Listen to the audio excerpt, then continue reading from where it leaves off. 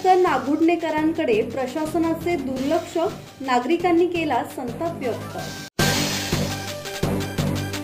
रायगड जिल्ह्यात सकाळपासून मुसळधार पाऊस सुरू आहे।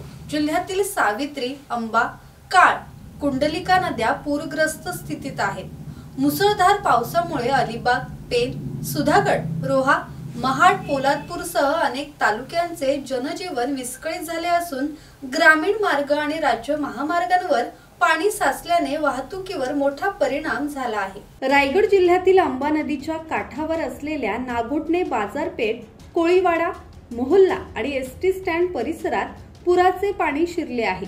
इतर वेळी ग्राहकांनी भरलेली बाजारपेठ पुराच्या पाण्यात बुडाली आहे। अंबा नदीने धोक्याची पातळी ओलांडल्यानंतर दुकानांमध्ये पाणी शिरल्याने दुकानदार, व्यापारी आणि नागुडणेकर चिंतेत आहेत। सतत पाऊस पडत राहिला तर पूर परिस्थिती आणखी बिकट होण्याची शक्यता आहे।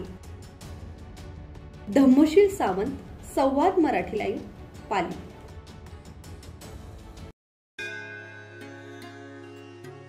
श्री गणपती संस्थान महड, तालुका खालापूर, जिल्हा रायगड।